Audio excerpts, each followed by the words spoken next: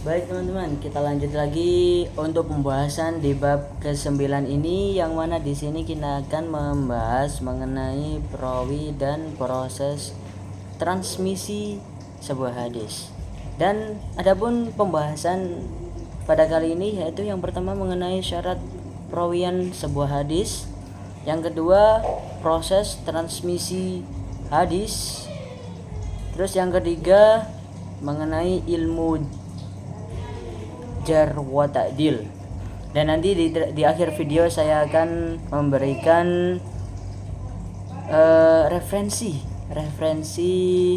kitab-kitab yang mempelajari jar wa ta'dil ya teman-teman. Baik, oke, kita lanjut. Jadi kita mulai di pembahasan pertama mengenai syarat perawian sebuah hadis.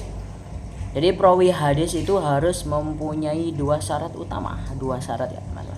Yang pertama yaitu adil, yang mana adil itu seperti berakhlak baik, jujur, tidak melakukan dosa besar, dan seperti itulah. Dan yang kedua yaitu dobit, yang mana dobit itu memiliki ingatan, seorang perawi tadi itu memiliki ingatan yang kuat atau catatan hadis yang rapi dan terjaga. Jika kedua syarat ini tidak terpenuhi, maka riwayat yang disampaikan itu akan menjadi lemah, gitu ya. Dan untuk pembahasannya kedua yaitu mengenai proses transmisi hadis, yang mana transmisi hadis adalah proses penyampaian hadis dari Nabi Muhammad SAW kepada generasi setelahnya, entah itu melalui para perawi hingga sampai para ulama yang membukukannya, gitu ya teman. Dan adapun metode transmisi hadis, ada beberapa cara ulama itu menerima dan menyampaikan hadis. Di antaranya yang pertama sama, yang mana sama itu dengan cara mendengar langsung dari gurunya. Yang kedua yaitu bil qiraah, atau dengan cara membaca hadis di hadapan gurunya. Dan yang ketiga yaitu melalui ijazah. Jadi ijazah itu guru itu memberikan izin kepada kita untuk meriwayatkan hadis tadi. Dan yang ketiga itu khitabah, melalui tulisan, kitabah. Yang terakhir yaitu melalui munawwalah atau wadi'ah, menyerahkan buku hadis tadi itu kepada murid-muridnya. Kita lanjut untuk pembahasan ilmu jar wa ta'dil. Ilmu jar wa ta'dil adalah ilmu yang membahas penilaian terhadap para perawi hadis untuk menentukan apakah mereka itu layak dipercaya atau tidak. Jadi kata jar itu berarti mengungkapkan kelemahan perawi tadi, seperti kurang hafalan atau tidak jujur. Dan ta'dil itu berarti menegaskan keadilan atau kejujuran perawi tadi. Perawi tadi. Jadi tujuan ilmu jar wa ta'dil ini adalah memastikan bahwa hadis yang diriwayatkan itu benar-benar dapat dipercaya, berlandaskan kualitas para perawinya.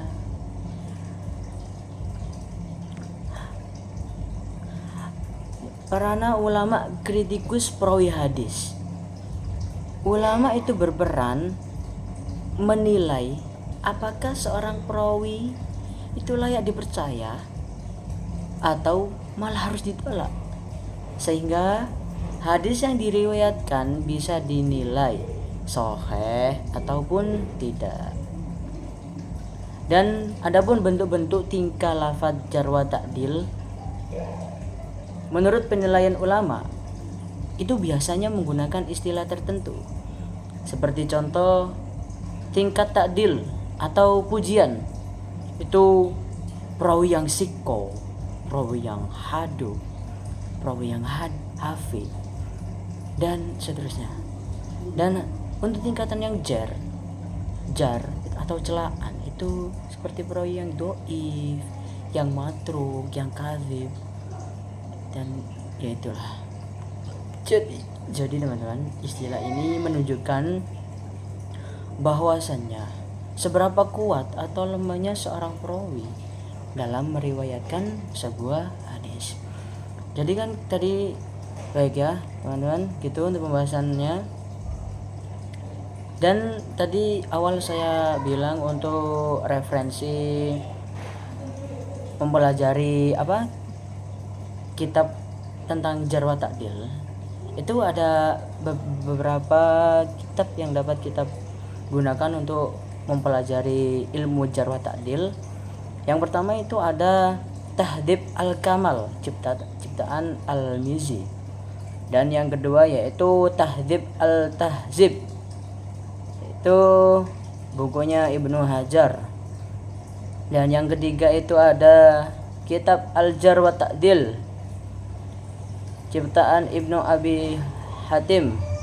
Dan yang terakhir itu ada kitab Al-Kamil fi Du'afa Ar-Rijal, ciptaan Ibnu Adi. Jadi teman, dan untuk kesimpulannya itu kualitas hadis sangat bergantung pada perawinya dan cara hadis itu ditransmisikan.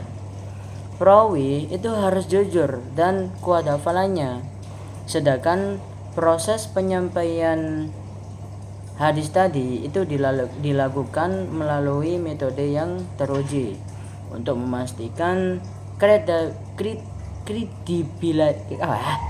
kredibilitas seorang perawi tadi. Ulama itu menggunakan ilmu jar wa ta'dil yang menilai apakah perawi itu layak dipercaya atau tidak. Dengan penilaian ini, keaslian hadis dapat dipertanggungjawabkan. Ya teman-teman, untuk pembahasan di bab ke berapa ini tadi? Di bab ke-9.